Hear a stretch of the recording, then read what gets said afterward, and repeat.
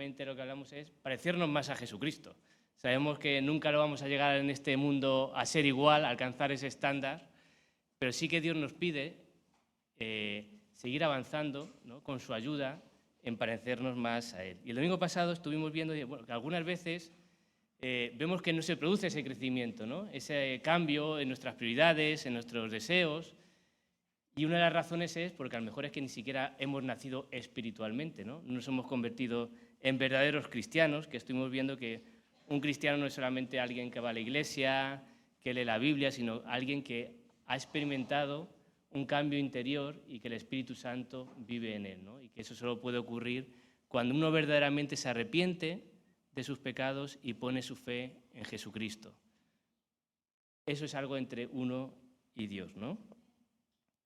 Pero lo que sí ocurre es que alguien que ha nacido de nuevo, alguien que es verdaderamente cristiano, debe dar un fruto al exterior, ¿no? Su comportamiento al exterior se debe haber cambiado y lo que decimos, pareciéndose más y más a Jesucristo y menos al que era antes de convertirse.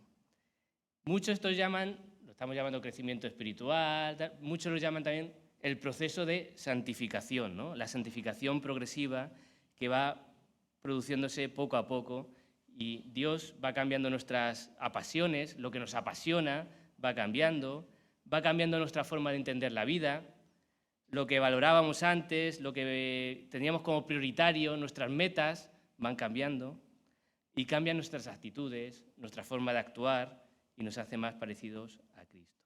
Hoy vamos a ver, como podéis el título, cómo se produce ese proceso, cómo la Biblia describe ese proceso de crecimiento espiritual. Y para ello nos vamos a centrar en el capítulo 4 de Efesios, en los versículos del 17 al 32.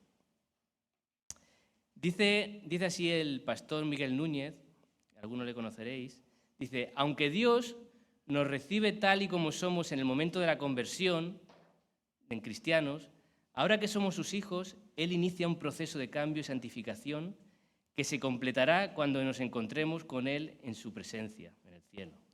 Desde el momento en que somos sellados con el Espíritu Santo, se inicia un proceso de cambio que va a ser una constante por el resto de nuestra vida en este mundo. Vamos a la siguiente. Y como decimos, vamos a ir capítulo 4 de Efesios, del versículo 17 al 32. Y si veis en los versículos 20 y 21, habla de si habéis aprendido así de Cristo, habéis sido enseñados, ¿no? Son como palabras que evocan un poco a un colegio, a una escuela. Y es por eso que he puesto, otra más, estos subtítulos a los pasajes que vamos a ver, ¿no? ¿Cómo se produce ese proceso de crecimiento espiritual? Uno, dándote de baja de la escuela de la sociedad. Segundo, apuntándote a la escuela de Cristo. Y tercero, imitando a Cristo. Entonces vamos a ir bloque por bloque en estos pasajes para ver cada uno de estos. Si le puedes dar 2 clics. Vamos a ir primeramente a el primer paso de este proceso de crecimiento que nos describe aquí la Biblia, y es: date de baja de la escuela de la sociedad.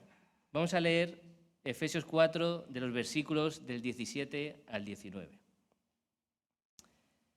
Dice el apóstol Pablo: esto pues digo y requiero en el Señor, que ya no andéis como los otros gentiles que andan en la vanidad de su mente, teniendo el entendimiento entenebrecido, ajenos de la vida de Dios por la ignorancia que en ellos hay, por la dureza de su corazón, los cuales, después que perdieron toda sensibilidad, se entregaron a la lascivia para cometer con avidez toda clase de impureza. Bueno, como decimos, vamos a hacer un poco de analogía con la escuela. Cuando vamos al colegio, al instituto, a la universidad, pues, para aprender matemáticas, biología, pues vamos al colegio, al instituto, a la universidad. Pero, ¿de dónde aprendemos a cómo vivir en esta vida, ¿no? Algunos dicen: yo he ido a la universidad de la vida, ¿no? Cuando uno dice eso es que ha aprendido, pues, de experiencias, de cosas que han sucedido, de lo que ha visto a otros. Y han aprendido de eso, ¿no? Tienen sus referentes en otras personas. Y antes de conocer al Dios de la Biblia y nacer de nuevo, pues nosotros también aprendíamos de la escuela de la vida, de lo que veíamos, de lo que observábamos, y es que seamos conscientes o inconsciente, imitamos la forma de vivir de otras personas, ¿no? De nuestros padres, de amigos, de ese que sale en la tele, del youtuber. Consciente o inconscientemente buscamos referentes para imitar sus estilos de vida. Pero ahora, cuando tú has conocido a Cristo, cuando has nacido de nuevo, no puedes ser de esta escuela, ¿no? Y una pregunta para nosotros es, ¿cuál es nuestra referencia para la vida? ¿Quién son nuestros referentes en esta vida? ¿A quién admiramos en esta vida? ¿No? Compara tu vida con la vida de aquellas personas que no creen en Dios. ¿Encuentras diferencias en lo que te apasiona, en tus metas, en tus prioridades, en las series que ves en Netflix? Pues a veces no hay tantas diferencias, ¿eh? Y a veces las estadísticas también ven que en algunos puntos, en algunas áreas, tampoco hay tantas diferencias. Pero sí que debemos tener en cuenta, cuidado con esas personas que son nuestros referentes, porque muchas veces esos referentes no creen en Dios. Entonces, su estilo de vida no tratan de agradar a Dios, sino en lo que agradarse a sí mismo, ¿no? Es verdad que este pasaje que hemos visto, no todos los que por no creer en Dios tienen un nivel de corrupción tan alto como hemos leído aquí, ¿no? ¿Por qué? Porque hay personas que aún no creyendo en Dios hacen cosas que Dios aprueba. Lo conozco, no nos vamos a meter en una cajita y que todos los que no creen en Dios hacen cosas, barbaridades y nosotros no. Hay gente, nuestros familiares, compañeros de trabajo, vemos que pueden tener las familias estables, vidas estables, y es, sin ellos ser conscientes tampoco, ponen en práctica cosas que Dios ha enseñado. Esas cosas sí que hay que imitarlas, pero no imitarles a ellos, imitarles lo que Dios ha dicho que ellos ya están practicando. Pero ¿cuál es el problema o cuál es la cosa que no debemos imitar de aquellos que no creen en Dios? Fijaros lo que dice en el versículo 17. Dice, los gentiles, que eran los que no eran judíos, los que no eran creyentes, dice, que andan en la vanidad de su mente. Si le das una más, por favor. Vamos a ver esas cosas que no debemos imitar de aquellos que no creen, ¿no? Y el problema característico de esas personas que no creen en Dios es que andan en la vanidad de su mente. Algo vano es pues algo que no tiene valor, ¿no? Y se refiere ahí el apóstol Pablo a que su mente, sus pensamientos, sus deseos, sus ambiciones, sus anhelos, pues carecen de valor. Al final son cosas que no son triviales, que no tienen trascendencia en la vida. La gente, cuando no crees en Dios, cuando estás ajeno de Dios, sin daros cuenta, se puede centrar en lo que a veces se llama la felicidad. Lo que para cada uno es una cosa, lo que es ser feliz, ¿no? Los placeres de esta vida, triunfar laboralmente. Esto no lo ha hablado Lejano, es que en esta cabeza ha estado también esas cosas. Yo dijera, desde que tenía 23 años hasta ahora, pues yo que sé, director general de mi empresa y ahora lo veo, digo, mi corazón cómo estaba alejado de Dios en ese momento, en esas cosas, ¿no? Irme de vacaciones a los sitios más exóticos, poder conseguir esa casa que veo en las revistas o en Instagram, poder tener un coche mejor, un cuerpo más bonito, y si no lo consigo, pues me pongo triste, me da envidia, me frustro. ¿Por qué? Porque esa es mi meta. ¿Quieres saber qué amas? ¿Qué es lo que más consigues? Cuando no consigas aquello que te hace frustrarte. Eso es lo que amas. Al fin y al cabo, pues el entretenimiento, caprichos, hobbies, todo eso que está en nuestra mente, en nuestras conversaciones, pues cuando estás alejado de Dios son cosas sin trascendencias, vanas. Un comentarista bíblico, William Hendrickson, dice lo siguiente. Dice, en este pasaje el apóstol enfatiza un punto de suma importancia, que todos los esfuerzos que los gentiles, los no creyentes, despliegan a fin de alcanzar la felicidad, terminan en frustración. Estaba leyendo, una noticia hoy que estaba leyendo en el Marca, Lewis Hamilton, ¿no? el piloto. He visto unos titulares, no me he leído, era una entrevista y tal, decía que en los momentos de su mayor éxito, que realmente no estaba siendo feliz. Nada que tiene que ver con Dios, ¿no? Pero decía, veía que había alcanzado mi meta, lo que yo siempre había deseado. No sé si es heptacampeón del mundo, cuántos campeonatos. Decía, pero no era feliz. No habla luego y me convertí a Dios, no. Pero fijaros, tú lo ves de fuera y dices, está campeón del mundo de la Fórmula 1, cuánto dinero, cuánta fama. Y decía que realmente fue un momento en el que no era feliz, ¿no? Y es esa frustración que observa cuando la mente vana busca aquellas cosas que no va a satisfacer, ¿no? Tu vida. ¿Y cuál es la causa de ese problema, de esa mente vana? Versículo 18, Efesios 4. Porque teniendo el entendimiento entenebrecido, ajenos de la vida de Dios, por la ignorancia que en ellos hay, por la dureza de su corazón. ¿Por qué tienen una mente vana? Porque su entendimiento está entenebrecido. No entienden, no ven la vida con la vista que deberían verlo, porque están ajenos a la vida de Dios, alejados de Dios. Dios es el que te hace ver las cosas como realmente ves. Si no es todo, pues lo ves como el mundo te hace verlo, ¿no? No puedes tener una vida correcta porque tu mente está oscurecida y no piensa correctamente. Uno que es ciego físicamente es consciente de su ceguera. Lo malo es que cuando uno es ciego espiritualmente no es consciente. En cambio, las cosas que verdaderamente son importantes, trascendentes en la vida, pues quedan relegadas a un segundo plano. Fijaros que dice que por la ignorancia, ¿no? Pero vamos a ver cómo esa ignorancia no es una ignorancia intelectual. Porque en Romanos 1, del 19 al 24, dice que la gente no tiene excusa.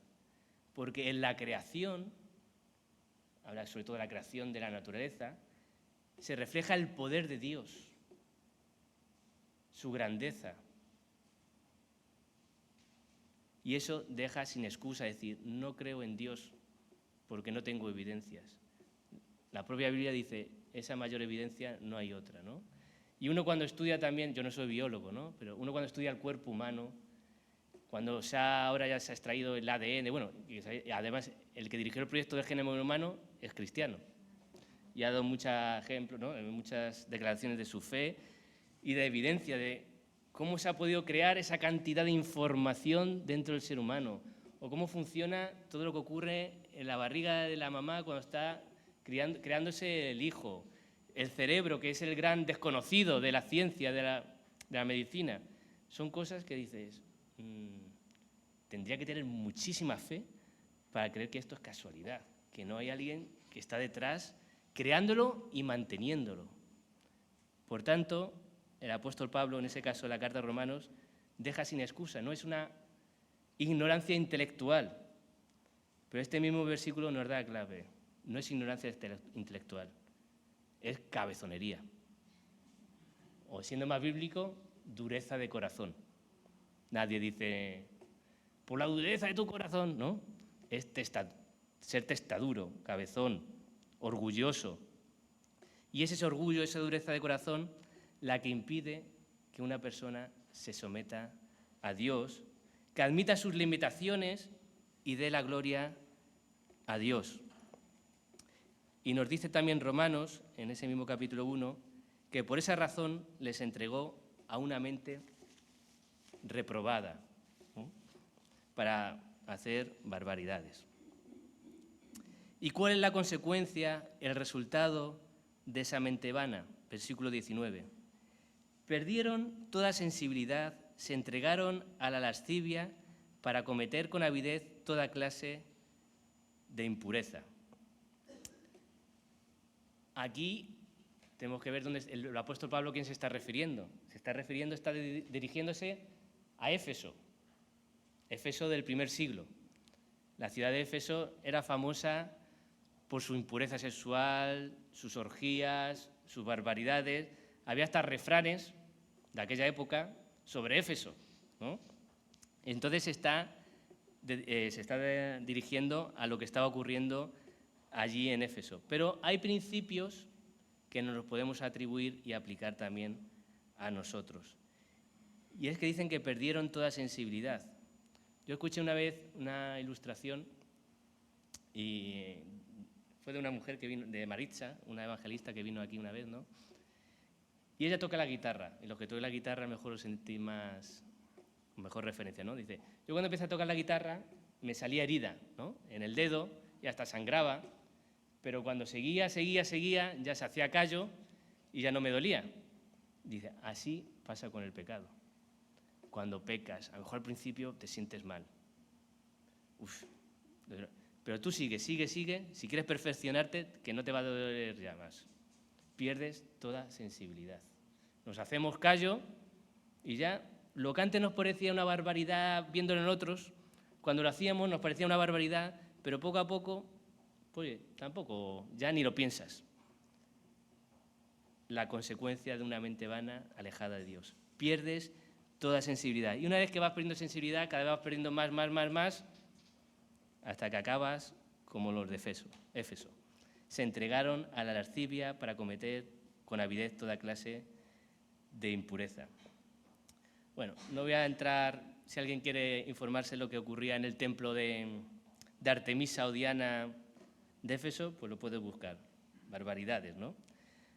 Pero fijémonos también en nuestra sociedad, que se ha derivado en algo parecido, ¿no? Por supuesto, como decimos, no todos los incrédulos llegan a ese nivel de corrupción. Pero sí que es verdad que nuestra sociedad, aunque no cometa esas barbaridades, muchas veces sí que se consideran tolerables o normales, ¿no? Pero el sexo ha tomado un nivel de importancia extrema en nuestra sociedad, ¿no? Que incluso tu identidad personal está caracterizado en el sexo. Tú eres homosexual, tú eres sexual, yo soy fluido, ¿no? Más allá de etiquetas, es que muchas personas ya es su principal identidad sexual, perdón, su principal identidad como persona. Hay un libro de un autor que se llama Carl Trueman, El origen y el triunfo del ego moderno, que profundiza mucho en este tema, ¿no? Y no digamos también de las relaciones sexuales. Parece que si no tienes sexo, el cual está permitido ilimitadamente cuando estás en el matrimonio, ¿no? O sea, Dios ha establecido un marco, pero si no estás casado y no tienes relaciones sexuales, eres la persona más infeliz y desgraciada de este mundo. En las películas y las series a veces lo pintan así, ¿no? El guapete y el protagonista se hincha, ¿no? Y te puedes casar con alguien si tienes compatibilidad y afinidad también sexual. Y luego el problema de la pornografía, ¿no? La cantidad de personas que están enganchadas a ver imágenes de contenido sexual en redes sociales y la gente no lo identifica como un problema. Mucha gente no lo identifica como un problema, hay gente que sí, sino como un hobby más, un pasatiempo más. Fijaros, he estado mirando estadísticas, hay una página que no voy a mencionar, pero un portal muy famoso, y en España se sitúa en el puesto número 13 del ranking mundial de consumo de pornografía. Y dice que, bueno, un 74% casi todos son hombres, un 74%, pero quiere decir que un 26% son mujeres. Y luego la Agencia Española de Protección de Datos ha alertado de que, según los datos de los informes que maneja, la edad media de acceso a la pornografía entre los menores se sitúa en los 8 años, ¿vale? Y es la Agencia Española de Protección de Datos, no es el periódico fulanito, ¿no? Y es que cuando una sociedad, una persona, se aleja de Dios, es ajena de Dios, pues pierde el sentido de muchas prohibiciones que antes, culturalmente, no quiere decir que sea lo correcto culturalmente, pero culturalmente, pues por la cultura cristiana, pues parecía que por vergüenza no lo hacía, que no es la razón correcta, ¿no? No se hace por agradar a Dios, pero que eso ha desaparecido. Y entonces cuando vas perdiendo sensibilidad y quitas de la ecuación a Dios, dices, ¿por qué está mal que los niños experimenten sexualmente? ¿Por qué está mal que me acueste con quien quiera? ¿Por qué está mal que por la noche vea un poco de porno. No hago daño a nadie. Cuando quitas a Dios, todas esas preguntas se convierten en lógicas. Y la sociedad hoy pues, se pregunta y se asombra del incremento de violaciones, de violencia dentro de la familia, de asesinatos de mujeres, de abusos infantiles, de la prostitución, y se plantean muchas soluciones, pero no se solucionan, porque tampoco se incluye a Dios en esas soluciones, ¿no?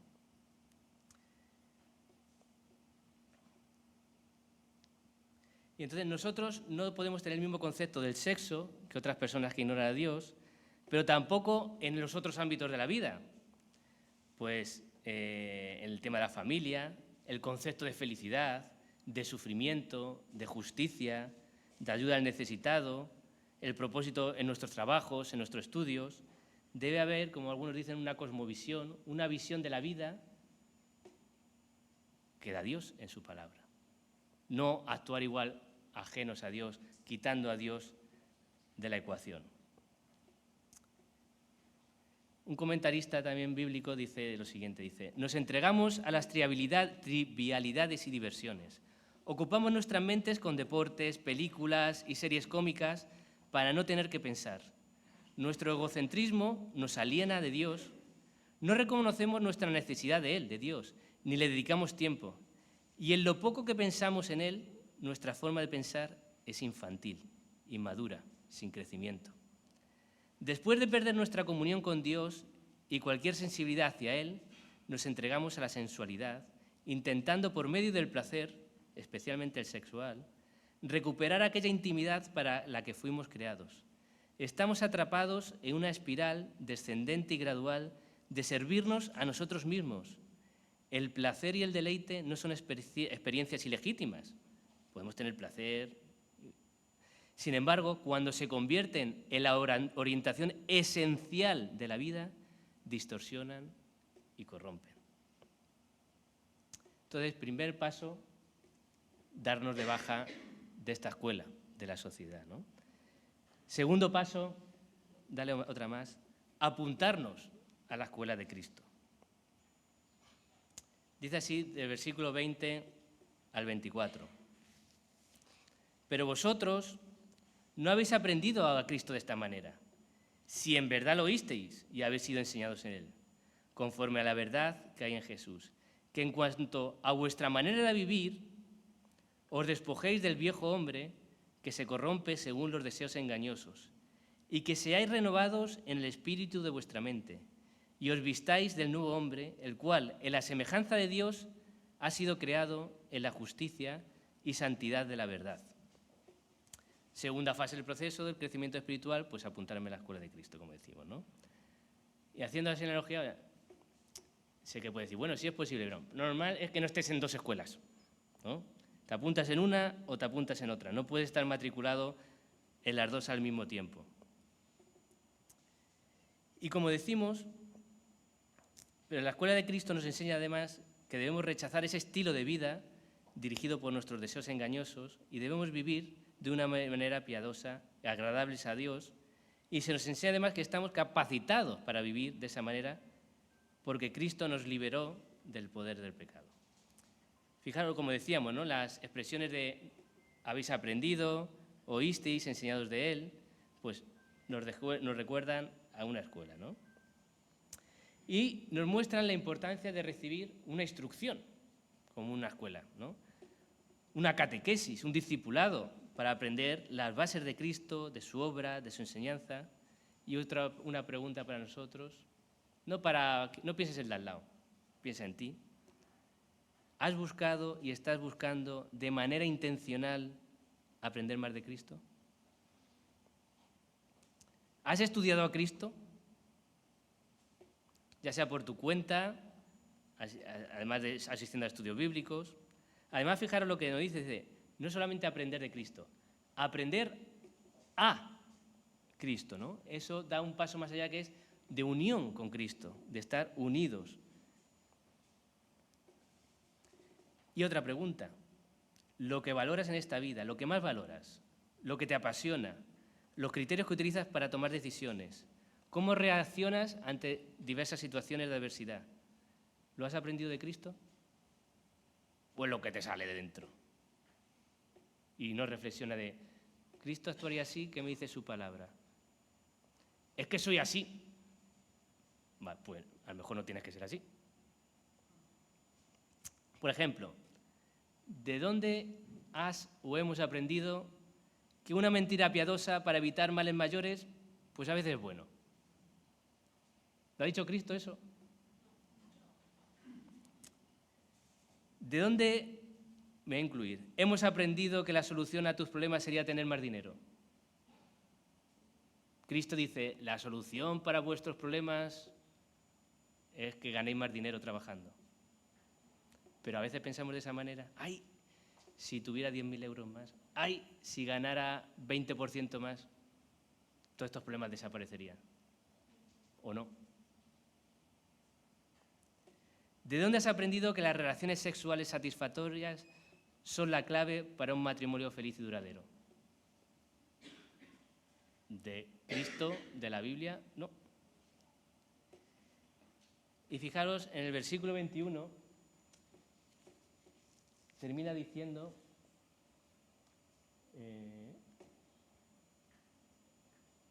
conforme a la verdad que hay en Jesús, ¿no? ¿Y cuál es esa verdad? Pues vamos a ver los siguientes versículos. ¿Se puede dar así? Ahí. Pues ¿cuál es esa verdad que hay en Cristo?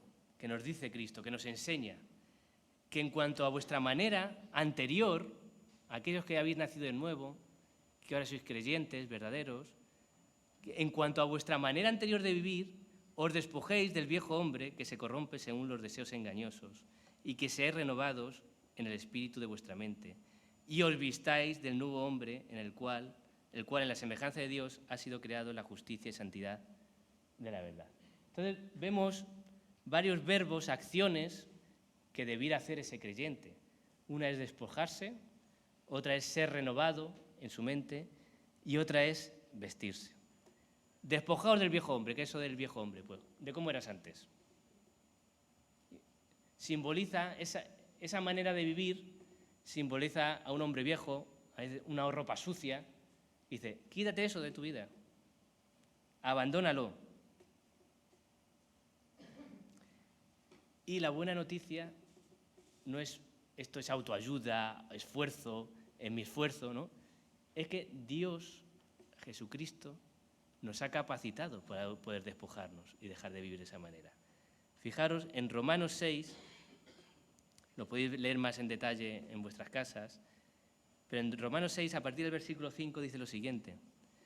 Porque si hemos sido unidos a Él, a Cristo, en la semejanza de su muerte, ciertamente lo seremos, semejantes a Él, también en su resurrección, sabiendo esto, que nuestro viejo hombre fue crucificado con Él, para que nuestro cuerpo de pecado fuera destruido, a fin de que ya no seamos esclavos del pecado, porque el que ha muerto ha sido libertado del pecado.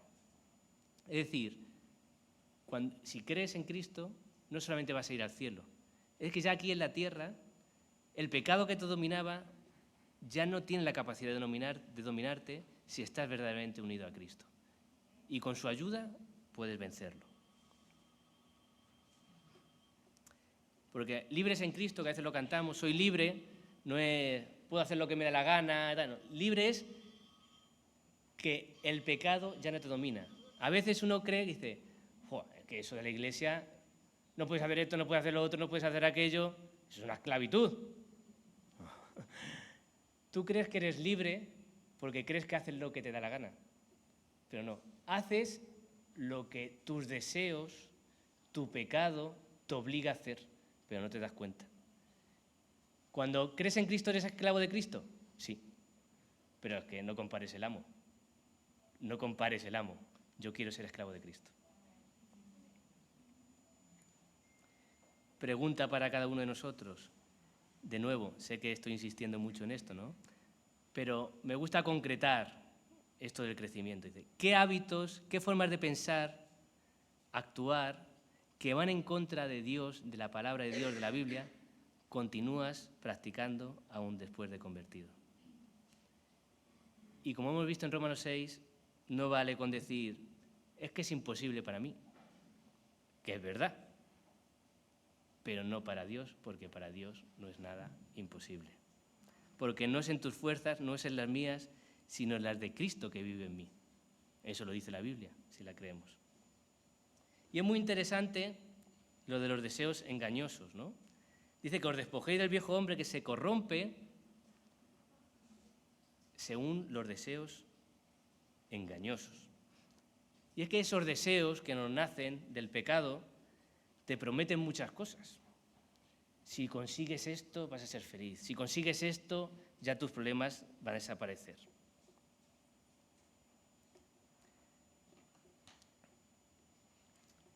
Pero fijaros un ejemplo que se me ocurría, ¿no? Me encantaría tener mucho más dinero. Si yo tuviera dinero y de pronto, o sea, hay un deseo. Hay un deseo de que si tengo más dinero, fenomenal. Imagínate, me ofrecen un trabajo donde voy a ganar el doble. Y lo acepto, pero sin plantearme nada, vamos. Pero lo que es que ese trabajo me hace es llegar muy tarde a casa, con lo cual veo poco a mi familia, viajo mucho, no puedo ir a la iglesia, o poco, apenas tengo contacto con mis hermanos en la iglesia. Y esto va mellando en la familia y aumenta las discusiones familiares. Veo a mis hijos más alejados de mí y más caprichosos, porque ahora que tengo más dinero para que se caigan, toma. Y mi relación con Dios se está enfriando. El dinero no me está prometiendo lo que me había dicho. El dinero me había dicho que si tengo más, iba a ser más feliz. Y no está siendo así. Así muchos deseos que nosotros tenemos nos engañan. Pero el que no nos va a engañar es Cristo. Decidimos a quién seguir, a estos deseos que me prometen algo que no me pueden dar, o a Cristo, que cumple siempre sus promesas. Cristo puede satisfacer todas tus necesidades de afecto, de sentirte valorado, lleno, realizado. Pero para comprender y vivir conforme a esta manera de pensar, nuestra mente debe ser renovada, ¿no? Si damos al siguiente. Porque esto de crecer espiritualmente no consiste solo en cambiar unos hábitos por otros. Tengo que dejar de hacer aquello y hacer unas cosas nuevas. No. Se requiere, igual que la salvación es un cambio interior, el crecer espiritualmente también requiere una renovación de nuestro interior, de nuestra mente. Igual que el que no cree en Dios tiene una mente vana, para dejar de ser un gentil que tiene la mente vana, su mente tiene que ser renovada. Y por eso fijaros que está en voz pasiva. Ahora los que han dejado mucho el instituto hace mucho tiempo, mejor dicen que eso de la voz pasiva, ¿no? Dice, en otra versión lo dice, me gusta más como lo dice en la nueva traducción viviente, dice, dejen que el Espíritu les renueve los pensamientos y las actitudes. Aquí decíamos, seáis renovados. Renovar nuestra mente no podemos nosotros. Nuestra mente tiene que ser renovada. Pero aunque parece que somos sujetos pasivos, que no tenemos que hacer nada, sino, bueno, pues que Dios no me renueve la mente. Pero Dios, ¿cómo utiliza una serie de medios que cuando utilizamos esos medios nos renueva la mente? Eso vamos a profundizar en ello dentro de 2 domingos, ¿no? Pero, por ejemplo, la Iglesia, y cuando me refiero a la Iglesia no es venir aquí de forma pasiva, sino el contacto con los miembros de la Iglesia, las enseñanzas, las predicaciones, las oraciones, las conversaciones unos con otros, el estudio personal de la palabra de Dios, la oración personal, las situaciones que enfrento en la vida con la ayuda de Dios, todo eso nos va transformando nuestra mente. Y debemos ser partícipes de ello, ¿no? Fijaros, voy a tomar una ilustración que escuché en una conferencia, que a mí me ayudó al menos para concretar más este cambio de mente, ¿no? Imaginaros un chico que es un ligoncete, ¿no? Un ligón. Y cada semana está con una chica diferente. Pero pronto reflexiona y se da cuenta que tiene que cambiar de estilo de vida. Dice, me estoy dando cuenta que esto no es la vida, esto no es la vida. Y comienza a asistir a una iglesia evangélica. Se bautiza, hace un discipulado y va dando buenos frutos. Incluso comienza a enseñar ya a otros la Biblia, predica en la iglesia, llega a ser el líder de los jóvenes de la iglesia, pero nos metemos ahora dentro de su corazón, de su mente. Y observamos que cuando salía con las chicas se hacía las fotos y las subía a Instagram porque lo que quería era la admiración de la gente. Y ahora que predica, evangeliza, también está subiendo fotos a Instagram y en su corazón lo que busca es la admiración también de los jóvenes de otras iglesias que vean cómo evangeliza, cómo predica. Puede ser que verdaderamente se haya convertido, pero ha cambiado unos hábitos malos por otros buenos, pero su corazón sigue buscando y anhelando la admiración de los demás por encima de la de Dios, ¿no? Por eso lo que tiene que ser renovado es la mente, el corazón. El deseo engañoso que tenía es que si recibe más admiración, será más feliz. Y esto se convierte de una forma u otra en un ídolo, ¿no? Quiere satisfacer y quieres agradar a ese ídolo, en ese caso la admiración, y debemos identificar nosotros esos deseos engañosos, esos ídolos que nos hacen buscar a ellos más que a Dios, ¿no? Entonces, tercera acción, ¿no? En esa segunda fase de me apunto a la escuela de Cristo, quiero crecer. Nos despojamos del viejo hombre, nuestra mente es renovada y nos vestimos de ese nuevo hombre. Abandono el tipo de vida que llevaba, mi mente es renovada, nuevo tipo de vida. Pero como hemos dicho, no es un cambio solo de comportamiento, sino de la mente. Y en estos versículos parece que evoca un poco también a Génesis 1, 26 y 27, ¿no? Porque dice en el versículo 24, la semejanza de Dios. Fuimos creados a imagen de semejanza de Dios.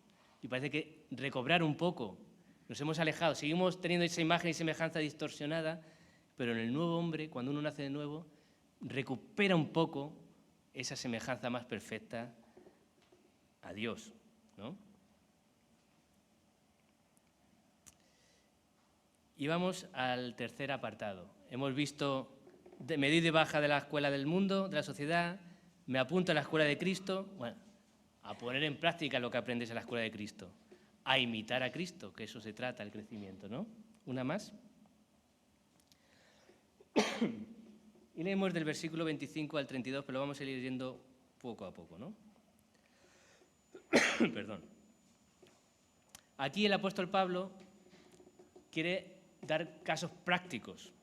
Te estoy enseñando cómo crecer.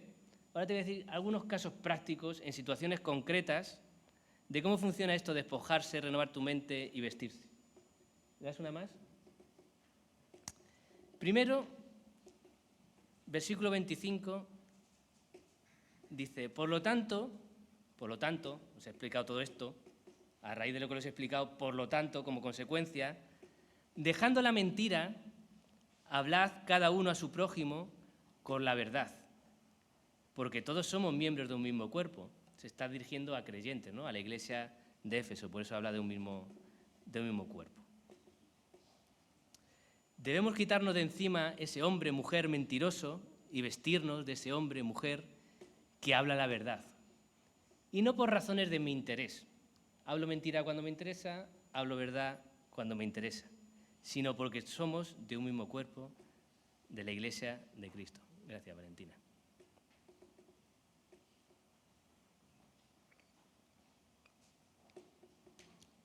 Y si se trata de imitar a Cristo, pensemos en Cristo. ¿Mintió Cristo alguna vez para evitar un mal?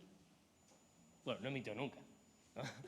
Pero tampoco lo hizo, oye, para evitar esto voy a mentir. No mintió, ni piadosamente. Es más, estuvo dispuesto a enseñar la verdad, a pesar que eso le llevaría persecución, humillación, sufrimiento y muerte.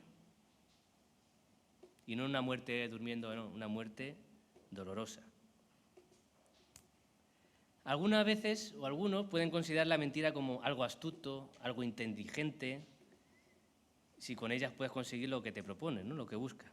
Pero realmente la mentira nos muestra nuestros ídolos. Pregunta, ¿por qué cosas estás dispuesto a mentir? ¿Por qué cosas estás dispuesto a desobedecer a Dios mintiendo? Imagínate que estás buscando trabajo o que te alquilen un piso, pero para aumentar tus probabilidades de éxito, mientes en tu experiencia, estabilidad laboral, nivel de ingresos. ¿Qué está ocurriendo aquí? Deseas tanto conseguir ese trabajo o ese piso que dices, merece la pena desobedecer a Dios para conseguir esto. Eso se llama ídolo. Amas más conseguir esa cosa que a Dios. Cristo dijo, si me amáis, guardad mis mandamientos. Si no guardas sus mandamientos es que amas más a ese ídolo. Fijaros, el que miente, lejos de parecerse más a Cristo, se parece más a Satanás. Fijaros lo que dijo Jesús. Juan 8, versículos 44 y 45. Vosotros sois de vuestro padre el diablo, y los deseos de vuestro padre queréis hacer. Él ha sido homicida desde el principio y no ha permanecido en la verdad, porque no hay verdad en él. Cuando habla mentira, de suyo habla, porque es mentiroso y padre de mentira. Y a mí, porque digo la verdad, no me creéis. Cuando miento, estoy tratando de parecerme más a Satanás.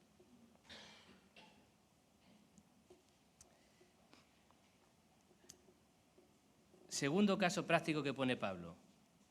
Despojarnos de la ira pecaminosa y vestirnos de la ira justa. Versículo 26 del capítulo 4 de Efesios. Si os enojáis, no pequéis. No permitáis que el enojo os dure hasta la puesta del sol, ni deis cabida al diablo. Enfadarse no está mal. Te puedes enfadar, o sea, cuando hay una causa injusta, hay cosas que si no te enfadas a lo mejor estás pecando, ¿no? Porque hay causas tan injustas que te enfadas, ¿no? Pero hay una diferencia entre esa ira pecaminosa, ese enfado justo o enfado pecaminoso, ¿no? Qué diferente es cuando nos enfadamos por motivos egoístas, por mi reputación, porque no he conseguido lo que quería, o por las cosas, o porque algo no se hace a mi manera, o cuando nos enfadamos por cosas que es lícito enfadarse, es que deberíamos enfadarnos todos, ¿no? Fijémonos en Cristo, ¿no? Cuando hablamos de ir a imitar a Cristo, a todos se nos viene la imagen cuando entró en el templo y tiró todas las mesas y todo, y dice, oh, mira, Cristo tampoco tenía un carácter también, ¿no? Estaba enfadado por una causa justa. Pero fijémonos en la cruz, o en otros pasajes, ¿no? Después de recibir latigazos, escupitajos, puñetazos, malas palabras, ¿qué dijo? Perdónalos porque no saben lo que hacen. Imitemos a Cristo. Dice Proverbios que el necio da rienda suelta a toda su ira, mas el sabio al fin la sosiega. Pregunta para identificar nuestros ídolos. ¿Qué cosas te hacen enfadar y estás dispuestas a llegar a pecar por ellas? Un ejemplo. A veces nos enfadan más que se metan conmigo, a lo mejor me puede enfadar más que se metan con mis hijos o con mi mujer, ¿no? Imaginaros que escucho que alguien está hablando mal de mi mujer y de mis hijos con palabras feas. Es algo injusto. Es normal que me enfade. Yo puedo enfadarme y acercarme a esa persona y decirle, o cierras la boca o te la cierro, ¿no? Un enfado pecaminoso, yo creo que queda claro, ¿no? Pero no es el hecho de enfadarme, ¿no?, el que está mal. Es de esa forma, cuando dice el versículo, ¿no?, enojaos pero no pequéis. Ese enojo, esa ira, ese enfado me está haciendo pecar. En cambio, si yo me enfado, puede ir a esa persona y de forma educada, aunque seria, porque estoy enfadado, no voy a ser hipócrita, digo, eso no es correcto. Si crees que mi mujer y mis hijos están haciendo algo mal, dínoslo, a lo mejor sin murmurar, a lo mejor tienes razón y podemos cambiarlo. Sé que estoy diciendo algo imposible, pero por eso necesitamos a Cristo, para reaccionar de esa manera. Si yo reaccionara pecaminosamente, estaría mostrando que mi familia, mi reputación, vale más que obedecer a Dios. Sería un ídolo. Estoy diciendo, Dios, tú no puedes hacer justicia. Lo tengo que hacer yo a mi manera. Además, se nos dice que debemos resolver el problema lo más rápido posible, ¿no? Antes de que se ponga el sol. Porque, como diría José Mota, te carcome, ¿no? Cuando estás enfadado y empiezas a darle vueltas a la cabeza y te montas una película que ya no es ni la realidad lo que ha pasado. Necesitamos resolverlo pronto. Resolverlo pronto. Tercer caso práctico que da el apóstol Pablo. Despojarnos del robo y vistámonos del trabajador generoso. Dice que el que robaba no robe más, sino que trabaje honradamente con las manos para no tener que compartir con los necesitados. Fijaros, dice, no simplemente dejar de hacer algo pecaminoso, sino hacer algo bueno, ¿no? No solamente tengo que dejar de robar, sino que tengo que trabajar y además ayudar al que necesita. Fijaros Cristo, ¿no? Hay un pasaje en el que le piden que pague los impuestos del templo y le dice, no sé si era Pedro, creo que era, dice ¿el hijo del rey tiene que pagar impuestos? Dice, no, hombre, dice, se estaba haciendo como hijo del rey, del templo. Y dice, mira, pero para no hacer el pie de tropiezo, coge un pez, sácale la moneda y págale los impuestos tuyos y míos. O sea, está mal pagar, a veces decimos, no hay que pagar impuestos porque luego los utilizan para malas cosas. Más malas cosas que ha utilizado el Imperio Romano. Y Cristo pagó, hasta Cristo pagó esos impuestos, ¿no? Si Dios te prosperara, no es solo para tu propio beneficio, sino también para ayudar a los necesitados, ¿no? Y nos dice también un pasaje que es más bienaventurado dar que recibir. Cuando yo robo, defraudo, engaño para conseguir dinero o para que me cueste algo menos, estoy mostrando que el dinero o el objeto que yo deseo comprar es más importante que obedecer a Dios. El dinero es un ídolo para mí. Cuarto, y ya estamos terminando, cosa práctica que nos deja el apóstol Pablo. Dejarnos de las palabras corrompidas y vestirnos de palabras edificantes. Versículos 29 y 30 dice, no salga de vuestra boca ninguna palabra mala, sino solo la que sea buena para edificación según la necesidad del momento. Anda, no todos los momentos, según la necesidad del momento, para que imparta gracia a los que escuchan. Y no entristezcáis al Espíritu Santo de Dios, para el cual fuisteis sellados para el día de redención. Una persona transformada, convertida, que su mente se ha renovado, no debe decir palabras obscenas, malas palabras, de críticas a otras personas, ni tampoco, no sé cómo decirlo, como dar el visto bueno, ¿no? Ser partícipe de ese tipo de conversaciones, sin decir, eso no. Te haces cómplices. Fijaros imitando a Cristo. ¿Te imaginas a Cristo diciendo o participando de conversaciones de críticas, de chistes verdes? No. En cambio, Él siempre supo decir qué decir en cada momento y a cada persona para su edificación. A veces palabras de reprensión, de corrección y a veces palabras de consuelo, de ánimo. No debemos ser impulsivos, ¿no? Especialmente en momentos de ira, de amargura. Y cuando yo falto al respeto a las personas, participo de esas conversaciones, reflejo mi ídolo. Porque el disfrutar de esas palabras obscenas o de críticas, lo que busco es quedar bien, porque a veces es por vergüenza, ¿no? Quiero quedar bien aquí en mi corrillo, porque si digo algo, van a decir, bueno, ya está aquí el rarito. Mi ídolo es quedar bien con esas personas. Prefiero quedar bien con esas personas que agradar a Dios. Y no me importa, como dice el pasaje, que el Espíritu Santo que vive en mí se entristezca, ¿no? Y quinta y última cosa práctica. que dice el apóstol Pablo. Debemos desechar nuestro mal carácter y vestirnos de amabilidad y un espíritu perdonador. Termina así el capítulo 4. Abandonad toda amargura, ira y enojo, gritos y calumnias y toda forma de malicia. Más bien sed bondadosos y compasivos unos con otros y perdonaos mutuamente, así como Dios os perdonó en Cristo. En función de nuestro carácter, ¿no? Unos somos más, no sé cómo decirlo, expresamos nuestro mal carácter de forma diferente. Unos son más explosivos, ¿no? Y te dicen toda la cara, pero lo que te dicen tampoco está bien que te digan a la cara, ¿no? Y otros, a lo mejor sería más de lo segundo, ¿no? Pues se lo calla, pero ¿no? Las mentes frías. Estos asesinatos que los pillan rápido, esos son explosivos. La mente fría, calculadora, ¿no? Que prepara la venganza en plato frío. Unos responderán en gritos, pero otros en amargura, y a la mínima te sacan a relucir lo que pasó hace 4 años y medio a las 12 de la mañana, ¿no? Pero imitando a Cristo, Cristo perdonó a prostitutas, a estafadores, ladrones y a ti. Y también a ese hermano que tú no perdonas, también lo perdonó.